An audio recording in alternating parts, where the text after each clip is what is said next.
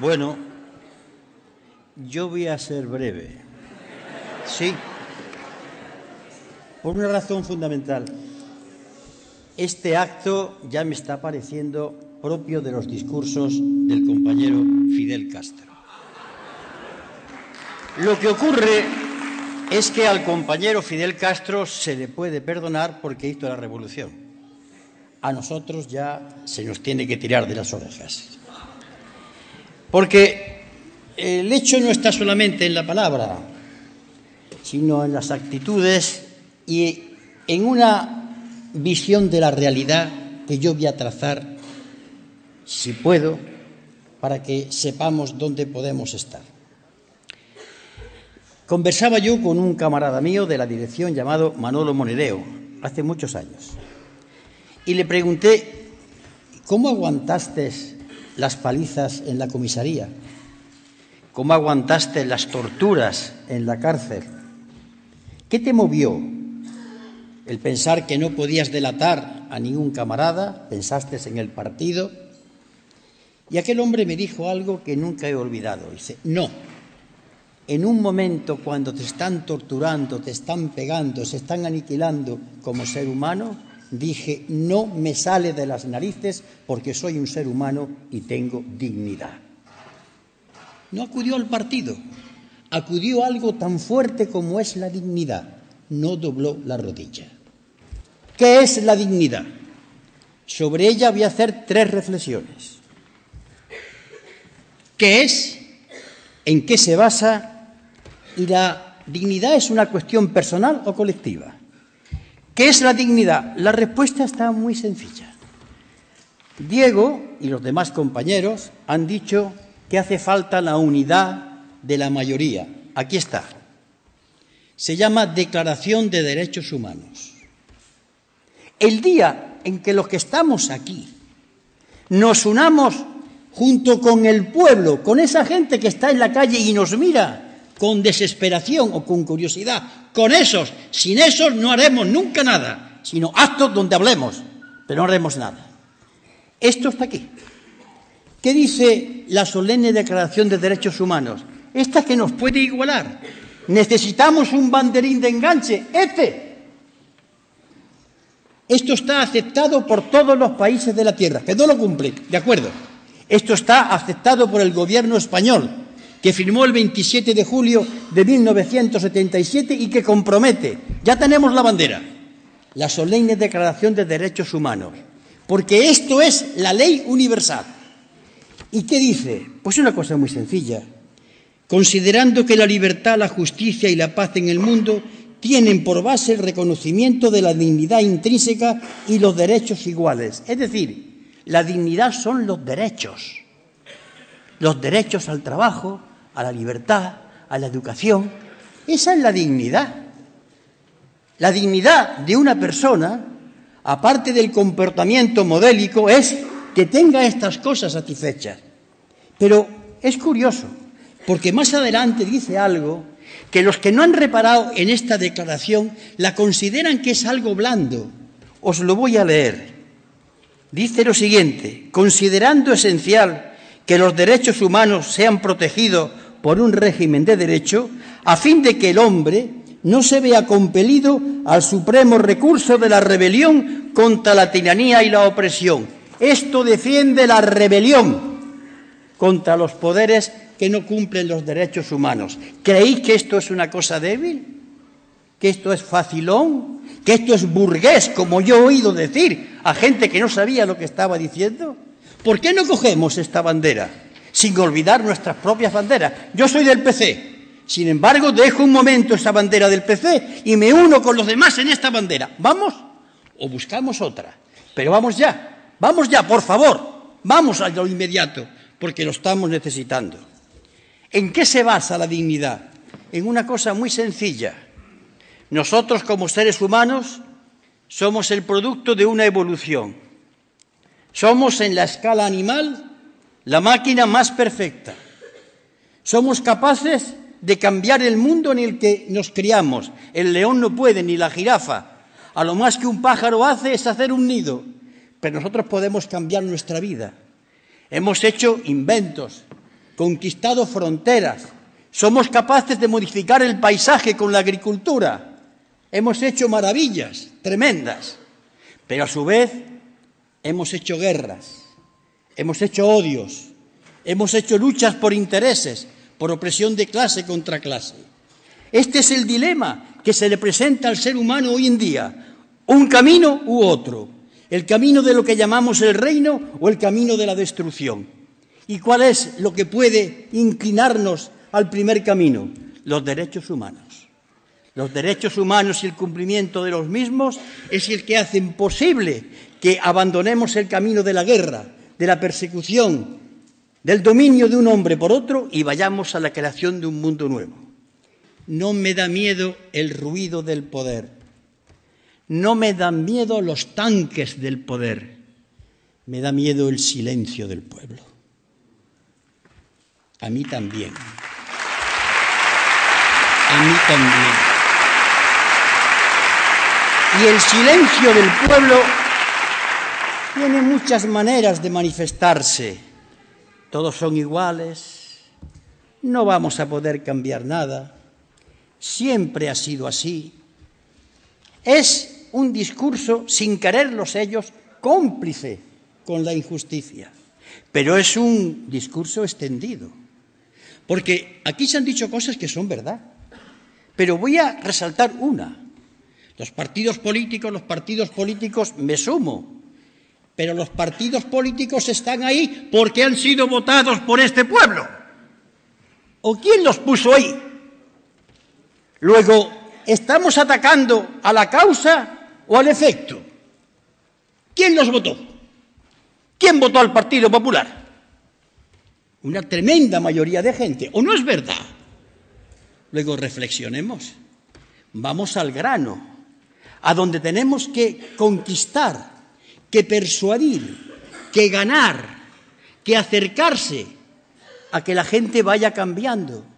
No podemos encerrarnos en este sitio a hacer un discurso que estamos todos de acuerdo, sin pensar en que tenemos que convencer a los que están fuera.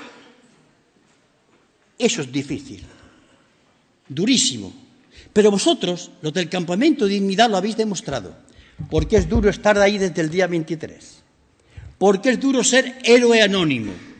Ese es el camino, el del Campamento Dignidad. Pero es un camino que es muy largo, un camino muy duro, porque nunca habrá cambios en este país hasta que la mayoría de la población, que no son solo trabajadores ni parados. Esta mañana, cuando yo venía de comer con mi mujer, se me ha acercado un señor de paisano. Soy Policía Nacional. He cambiado mi turno para poder ir al acto. ¿Creéis que todos están a gusto pegando? Hasta que no consigamos que policías, que pequeño empresario, que trabajadores, que esas capas medias que están pasándolo mal porque ya conocen que sus hijos están viendo proletarizados, esos son parte del pueblo. Es decir, la mayoría somos un 90% que tenemos que unirnos contra el 10%, pero ese 90% está dividido, enfrentado y conquistado por el discurso de la derecha. Y para ganarlos hay que acercarse con paciencia, con un lenguaje distinto, con una preparación, con argumentos. El poder en España, y el poder tiene dos caras, el poder económico y el gobierno, están fuera de la legalidad. ¿Y por qué están fuera de la legalidad? Es muy sencillo. ¿Cuál es la legalidad en este país? La Constitución. Enseñársela. No la cumplen. Todos los días la violan un poco. Cuando en debates en televisión yo hago una propuesta como las que han hecho los compañeros de banca pública, del salario mínimo, de la renta básica, señor Anguita, eso es de la Unión Soviética. No, merluzos, esa es la Constitución española. ¿Pero qué ocurre? Hay en judo, en jiu-jitsu, en esas luchas y artes marciales de Oriente, tienen un principio básico, y es que el luchador le devuelve la fuerza del otro contra él mismo. La ley está de nuestra parte. No nos situemos en la ilegalidad. En la ilegalidad está Mariano Rajoy. En la ilegalidad está la corona. En la ilegalidad están los tres poderes del Estado. Esto es un país donde gobierna la cleptocracia, palabra culta que significa el gobierno de los ladrones. Esto es un país donde políticos, sí, y empresarios, y funcionarios, y jueces, y ministros que trincan comisiones de armamento, aquí se ha dicho, y donde los que delinquen en gran escala todavía están en la calle, no han entrado en la cárcel, y de medios de comunicación que aplauden y que critican cómo es posible que a una infanta se le pueda imputar, porque todos ellos son la casta de intocables desde el siglo XVI. Ellos piensan de verdad que no hay razón, que no hay justicia, que hagan con ellos eso, que un miserable juez, que por cierto es de Córdoba, le incoe un expediente a la infanta, pero ¿dónde se ha visto? Son la casta, se lo creen, porque han tenido siglos gobernando, consideran que es normal robar, porque ese es su nombre, robar. Consideran normal que cuando delinque un banquero, una vicepresidenta del gobierno, doña María Teresa Fernández de la Vega, coja el teléfono y le diga al fiscal que no ataque al señor Botín. Lo consideran normal. Y claro, cuando se le habla de la ley, se ríen. Utilizan la ley para hablar de la monarquía. Utilizan la ley, pero cuando nosotros seamos capaces de coger la ley y devolvérsela y decirles, sois los delincuentes vosotros, en ese momento ya empezaremos a ganar. Pero no decirlo aquí, decirlo a la inmensa mayoría de la gente. Tenemos delante una tarea tremenda. Tranquilos, serenos, con paso firme, no cambiar el ritmo como la gota. Hay que convencer a la inmensa mayoría de la población. No nos sintamos puros, ni más revolucionarios. Vamos a sentirnos gente que tiene la suerte de haber visto ciertas cosas y que con el ejemplo que estamos dando mucha gente, sobre todo los compañeros de este campamento Dignidad, puedan llevar esa dignidad a los demás. Porque la dignidad es la base de la lucha, pero a su vez la dignidad también influencia a la gente para que vuelva a luchar, simplemente por ser dignos, por ser seres libres. Eso para la inmensa mayoría. Pero tenemos por delante una marcha. Hay varios eslogans, aquí se han referido a ellos. Hay uno que no está, yo estoy de acuerdo con los que hay. La renta básica, el paro, la deuda. Tenéis que decirle a la gente que estamos pagando todos los días 105 millones de euros en intereses de la deuda. Y eso no lo podemos decir sino con un dato.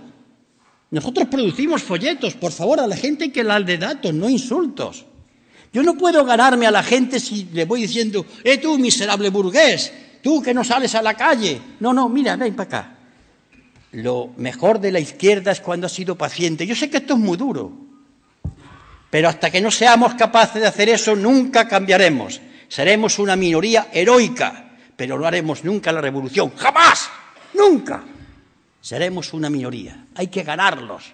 Y para que ganarlos hay que leer cosas y explicárselas. Y ser como la gota. 105 millones de euros paga el Reino de España todos los días de los 365 días del año. ¿Por qué? Porque con el dinero de los españoles se ha hecho posible que la banca vaya intentando, que no va a salir de la crisis. Porque los que han robado dinero a los españoles han recibido por parte del gobierno apoyo de la deuda que lo terminan pagando los españoles. Esto hay que explicarlo. Aquí nadie contra algodones. No criemos a nadie en algodones. Niño, a pelear. Porque esto es muy duro. Porque el problema que tenéis que decirle a la gente, que los que tienen 25 o 35 años, ¿cuándo van a cobrar una pensión? Un dato escalofriante. ¿Qué va a ser de esa gente?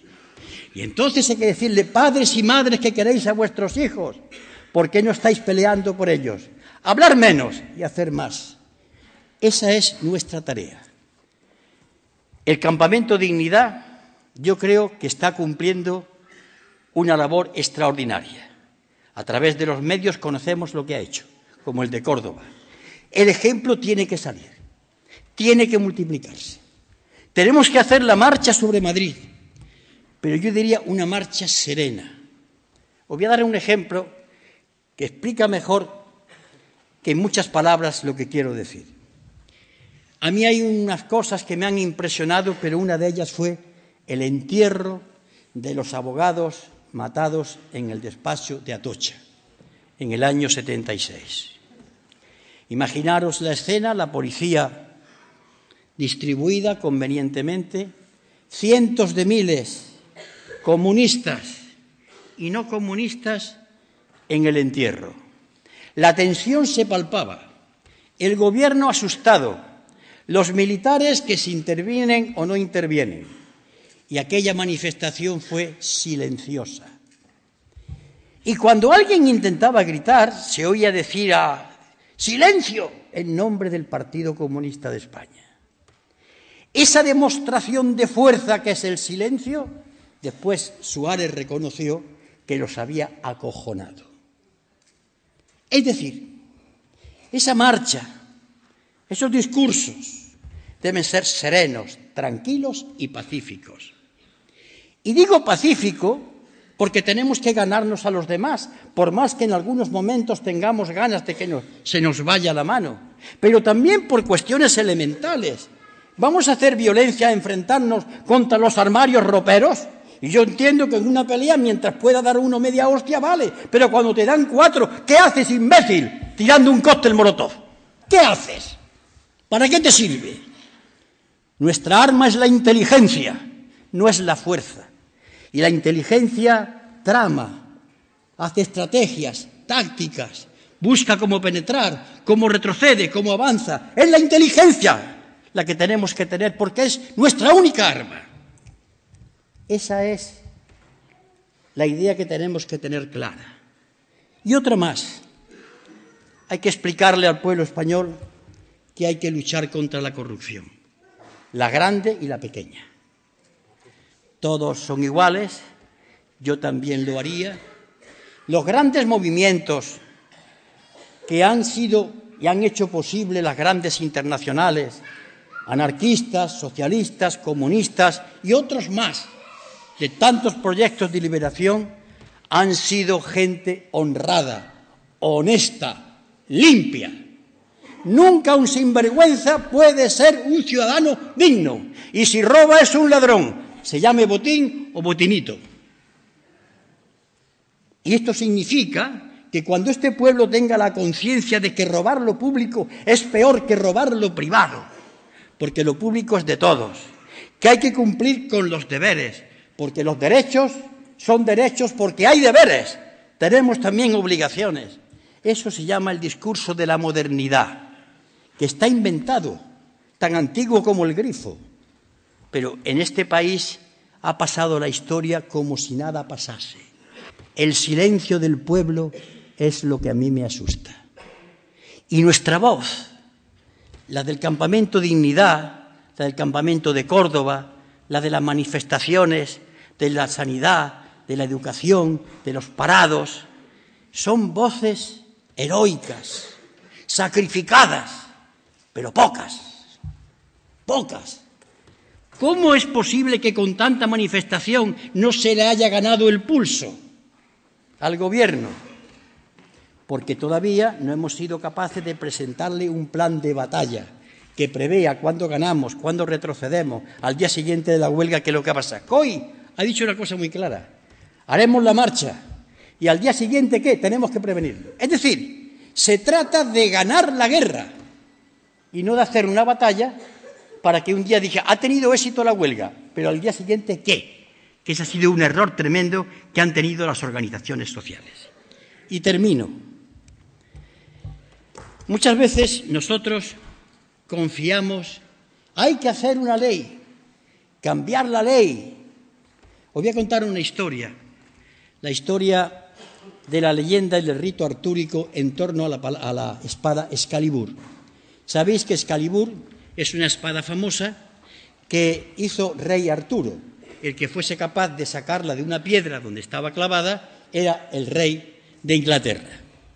Estaban discutiendo una serie de nobles de cómo sería la espada, si sería muy larga, si muy ancha, si de 2 filos, 3 filos, sería de acero, qué buena empuñadora, porque eso sería importante, usar esa espada para combatir a los enemigos. Y el más inteligente de aquellos le dijo: estúpidos, estáis hablando de la espada, ¿por qué no habláis del brazo que sea capaz de usarla? ¿Qué quiero decir?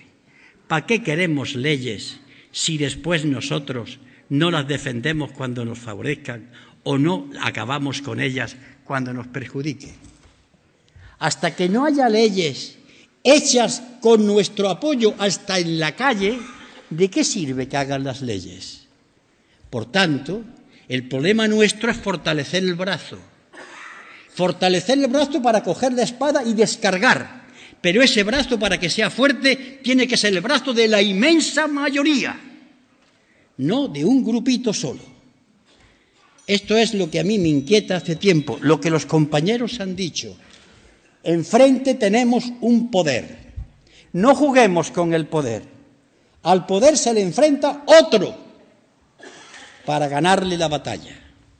No con escaramuzas, ni con batallas dialécticas o verbales, sino en el día a día, en el cuerpo a cuerpo de esos días grises de pegar carteles, de reunir a la gente, de la asociación de vecinos que no va ni Dios a las reuniones. Ahí, ese es el combate, el cuerpo a cuerpo. Nada más, y perdonar la extensión, que creo que he sido corto, pero por si me he pasado.